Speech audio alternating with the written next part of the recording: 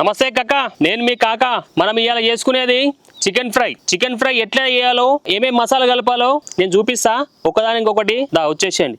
ఈ మూడు కలిసి మనం ఈ పొట్టు తీసుకొని కోసుకొని మంచిగా ఒక రోట్లో వేసుకొని మంచిగా దంచుకుందాం.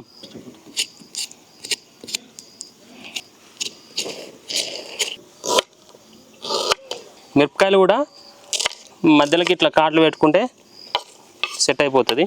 ఇవన్నీ ఒక దాంట్లో వేసి దంచుకుందాం. ఫస్ట్ ఇవన్నీ వేసుకొని సన్నగా దంచుకుంటే అప్పుడప్పుడు ఇట్లా బయటకు వస్తూ ఉంటాయి. మళ్ళీ ఇలా వేసుకుంటా దంచితే మామూలు దంచుతాయి.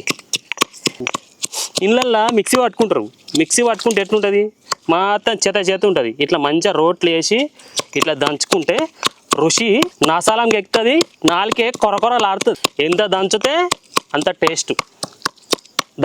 నెక్స్ట్ కలుపుకుందాం. కడిగిన చికెన్ వేసేసుకుందాం. 2 చెంచాల కారం వేసుకుందాం. 2 చెంచాల ఉప్పు వేసుకుందాం. గరం మసాలా 1 చెంచా వేసుకోరి. ధనియాల పొడి 1 చెంచా వేసుకోరి. ఫస్ట్ మనము దంచుకున్న అల్లము, ఎల్లిగడ్డ, పచ్చిమిర్చి ఇలా వేసేద్దాం.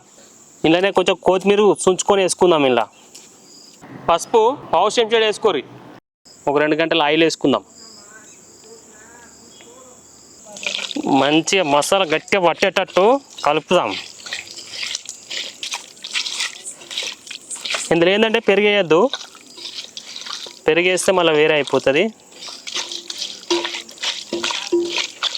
ఒక అర్ధగంట పక్కకు పెట్టుకుందాం.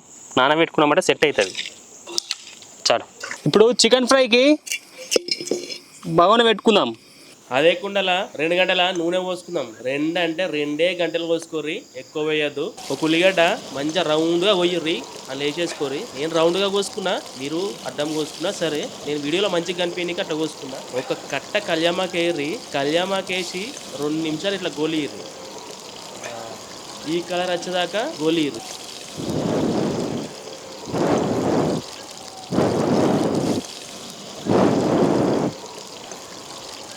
ఉత్తే కళ్ళు తిరుగుతాయి. మీకు ఎప్పుడైనా తిరిగినాయి? ఇట్లా తిరిగితే కామెంట్లో పెట్టు. ఒక సగం కట్ట కొత్తిమీర వేసేసుకోరు. ఇప్పుడు కొత్తిమీర వేసినాయి కదా, కొత్తిమీర వేసింది గుర్తుపెట్టుకోండి. జర్ర కొత్తిమీర ఇట్లా గోలంగానే ఇప్పుడు మనం ఫస్ట్ నానబెట్టుకున్న చికెను నేను వేసేసుకోరు. మంచిగా ఫ్రై చేయాలి. మంచిగా కింద మీద మొత్తం దానికి పట్టేటట్టు కలుపుర్రి. మంచిగా కలుపుర్రి. 5 నిమిషాలు కరెక్ట్గా మగ్గిందనుకో దాని నీరంతా బయటకు వెళ్ళిపోతుంది. అప్పుడు మసాలాలు కరెక్ట్గా పడతాయి దానికి. 5 నిమిషాల తర్వాత మళ్ళీ ఒక్కసారి కొత్తిమీర వేయాలి. కొత్తిమీర ఏంటంటే మనం మొత్తము 3 సార్లు వేసుకోవాలి. 3 సార్లు వేసుకుంటే దాని ఫ్లేవర్ అనేది మంచిగా వస్తుంది, ఎక్సలెంట్ ఉంటుంది. మంచిగా కింద మీద వేసుకోరు. ఇట్లా కింద మీద మంచిగా కలుపుకోరు. ఒకసారి వేసుకున్నాక మనం ఫస్ట్ వేసినాం, ఇప్పుడు ఒకసారి వేసినాం కొత్తిమీర.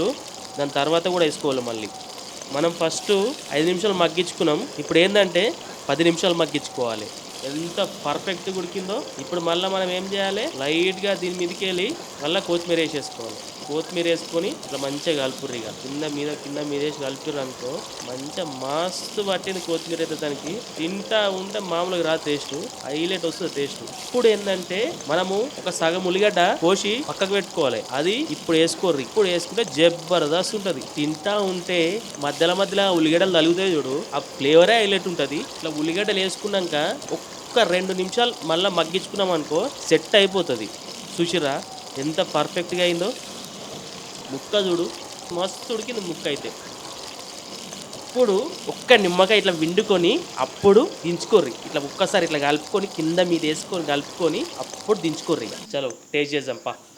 అమ్మా వరే వా, మామూలుగా కాలేదు. చలో ఇప్పుడు ప్లేట్లోకి తీసుకొని మంచిగా టేస్ట్ చేద్దాం. ముక్క చూడు ఎట్లా, చూస్తే నూరంతా ఇట్లా ఊరిలు వస్తున్నాయి.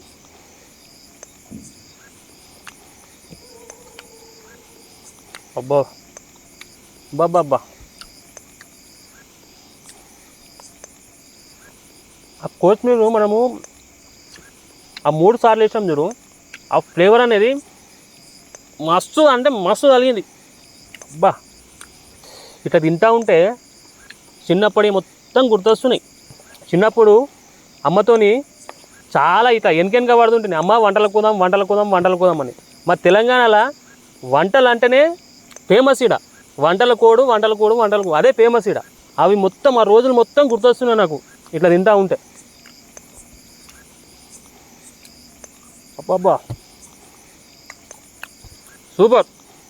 ఓకే కాక మళ్ళీ వంటతో మళ్ళీ కలుసుకుందాం. లైక్, షేర్, సబ్స్క్రైబ్ టు తిన్నావా కాక. గంట మాత్రం మర్చిపోవద్దు. బాయ్.